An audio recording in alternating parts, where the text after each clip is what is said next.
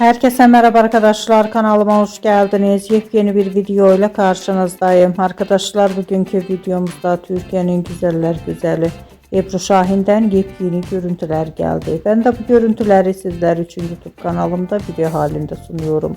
Umarım beğenirsiniz. Arkadaşlar, videomu beğendiyseniz kanalımı izlemeyi ve bildirim butonuna basmayı unutmayın. Şimdilik benden bu kadar olsun. Yeni videomuzda görüşmek üzere. Hoşça kalın.